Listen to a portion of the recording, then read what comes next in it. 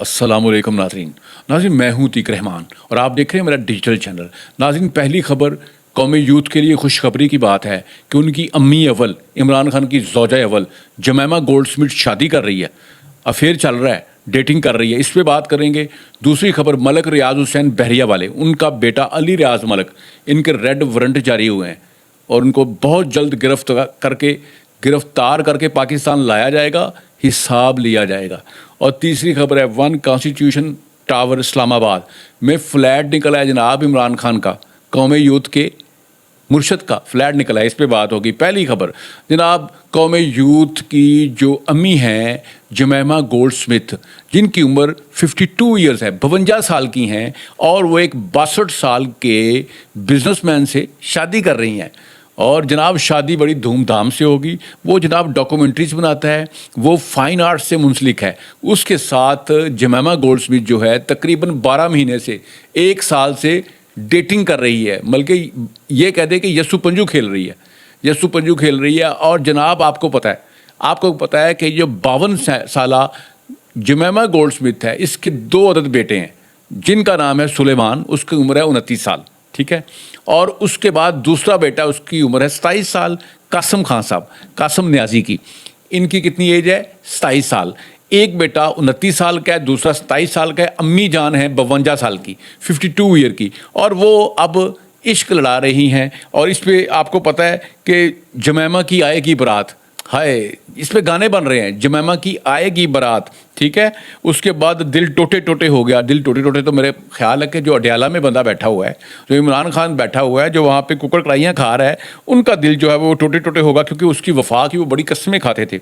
इससे पहले भी जमैमा काफ़ी सारे अफेयर्स कर चुकी है। इन गोरों में, इन जो होते हैं गैर मुस्लिम होते हैं, इनमें अफेयर करना, उसमें किसी के साथ रिलेशन में रहना कोई क्राइम नहीं होता, ठीक है।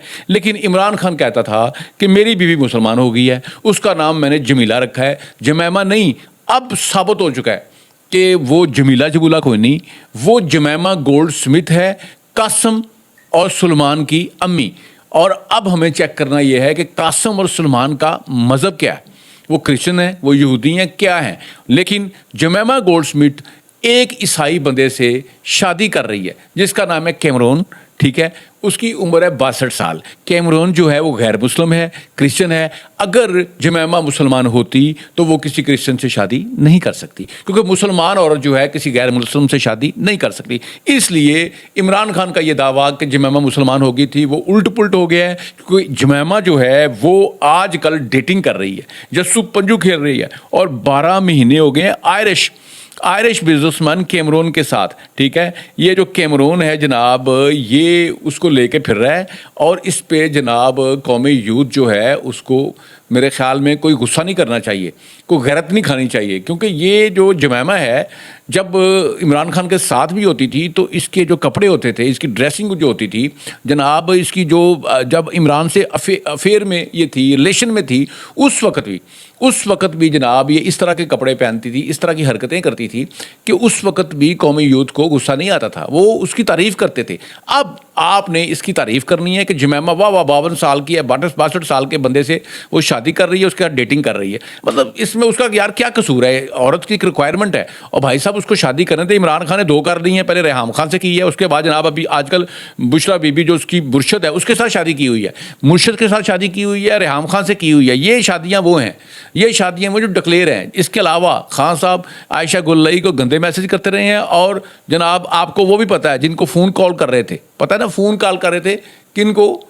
आयला मलक जो जर्नलिस्ट भी थी, जो एंकर भी थी, आयला मलक को फ़ोन कॉल करते थे। इसके अलावा रेहाम खान ने अपनी किताब में लिखा हुआ है कि इमरान खान ने कहा है जिस तरह की मेरी टेरियन वाइट नाजायज़ बच्ची है, लव बेबी है, इस तरह के 5 बच्चे मेरे इंडिया में भी हैं। ये कहा है रेहाम खान ने, ये बात अपनी किताब में लिखी है। वो मीठी मीठी जो बातें सारी इमरान खान की लिखी हैं। तो जनाब ये कौमी यूथ को मुबारक हो, कौमी यूथ को मुबारक हो। उनकी अम्मी 52 साल की है, एक बेटा 27 साल का है, एक बेटा 29 साल का है, सुलेमान 29 साल का है, कासम न्याजी जो है वो 27 साल का है। लेकिन कौमी यूथ की अम्मी जमैमा गोल्डस्मिथ, अम्मी अव्वल इमरान खान की ज़ौजा अव्वल जो है वो डेटिंग कर रही है 12 महीने से, 1 साल से। उनको मुबारक हो। वो एक 62 साला भाई से शादी कर रही है। कौन? جمیمہ کہ وہ 52 سال کی ہے، لیکن عمران خان دیکھیں نا، وہ تو 5 بچوں کی ایک ماں تھی جو بشرا بی بی ہے، اس سے جا کے اس نے شادی کر لی تھی عمران خان نے.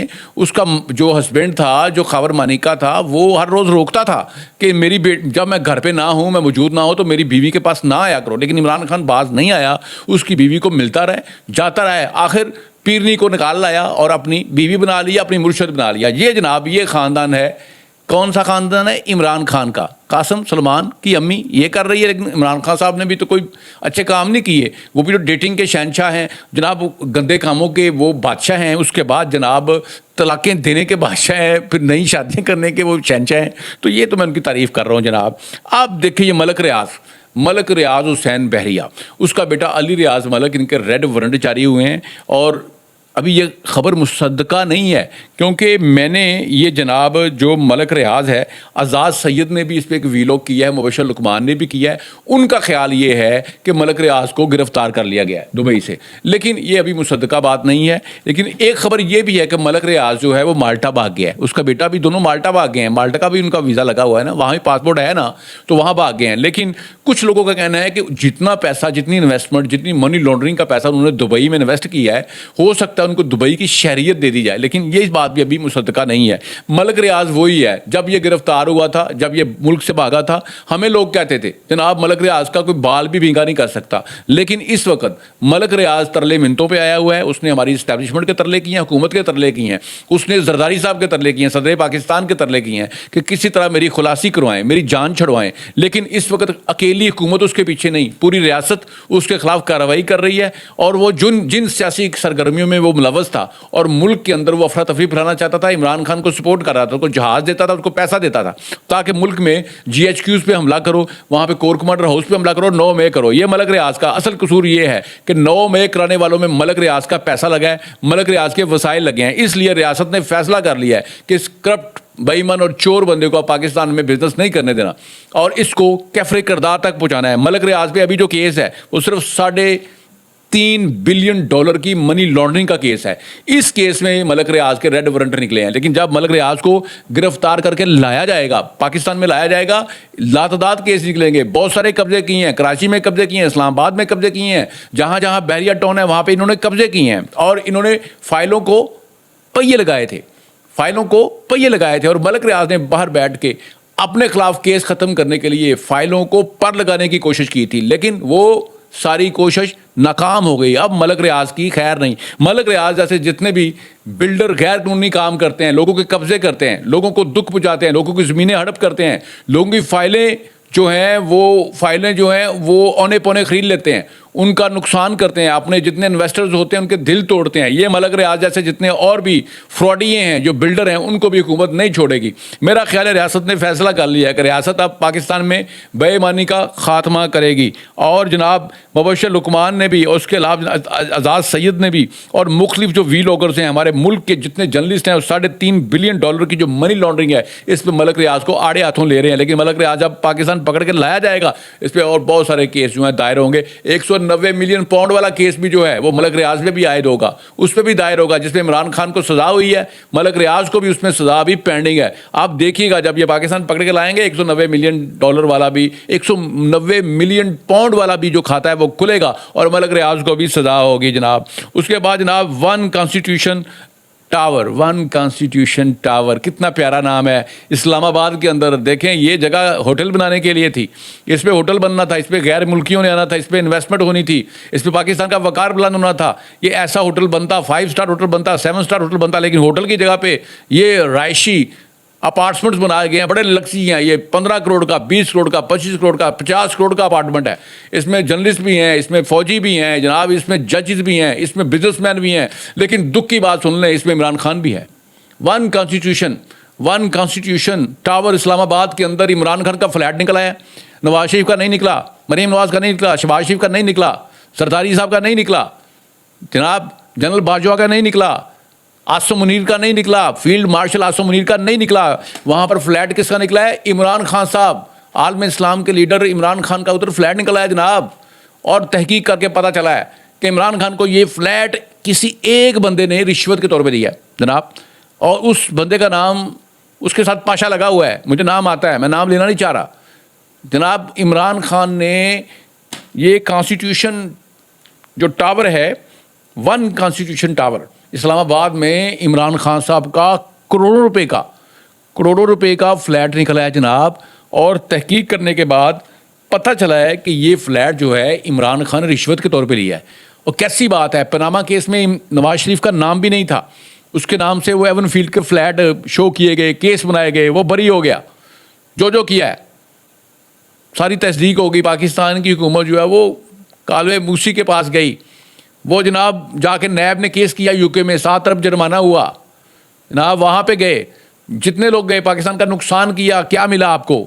اب یہ دیکھیں رانجا کرتی میں آپ پہ رانجا ہو گئی. چور بھی کہیں چوروں سے خبردار رہیے گا، ہوشیار رہیے گا. چھوٹے جب ہوتے تھے تو کتابوں پہ لکھا ہوتا تھا چور بھی کہے چوروں سے ہوشیار رہیے. ون کانسٹیٹیوشن ٹاور اسلام آباد میں جناب نہ نواز شریف کا فلیٹ نکلا رہا ہے، مریم نواز کا، نہ شہباز شریف کا، نہ زرداری صاحب کا. وہاں فلیٹ نکلا ہے قومی یوتھ کے، عمران خان کے، جو جناب قومی یوتھ کے عالم اسلام کے لیڈر عمران خان کا فلیٹ ادھر نکلا ہے. کیسی بات ہے، دیکھ لیں. یہ اصل چہرہ ہے جناب. کرپشن کی لمبی داستانیں ہیں، تو شاخانہ کھا گئے ہیں جناب. 190 ملین کا کیس چل رہا ہے. اب یہ جو فلیٹ ہے، یہ جو ون کانسٹیٹیوشن میں عمران نیازی کا فلیٹ نکل آیا ہے، یہ کیس اب ایک اور نیا کیس بن گیا. ٹھیک ہے. باقی عمران خان کی بہنیں جو ہیں وہ کھجل خراب ہو رہی ہیں ڈیلا کے بعد. ٹھیک ہے. ان کی کوئی ڈیل نہیں ہو رہی کسی کے ساتھ. پوری کوشش کر رہے ہیں اسٹیبلشمنٹ کے ساتھ ڈیل کریں، لیکن ڈیل نہیں ہو رہی، کیونکہ پاکستانی حکومت جو ہے اس کا مرال اس وقت بڑا بلند ہے. اور پاکستانی حکومت جو ہے وہ ابھی خلیج کی جو جنگ ہو رہی ہے، ایران کی امریکہ کی جو جنگ ہو رہی ہے، اس میں ثالثی کا رول ادا کر رہے ہیں. جنگ ابھی جناب پاکستان کی وجہ سے سیز فائر ہوا ہے، جنگ رکی ہوئی ہے، اور پاکستان ابھی مذاکرات کر رہا ہے. ایران نے اپنے پوائنٹس دیے تھے، وہ امریکہ کو شیئر کیے ہیں، امریکہ نے واپس دیے، پھر ایران کو دیے گئے ہیں. ان میں جو ہے تصفیہ کرانے کی کوشش کر رہا ہے پاکستان، میڈیٹر کا رول ادا کر رہا ہے. پاکستان جو ہے وہ ان میں جو ہے ثالثی کا رول ادا کر رہا ہے.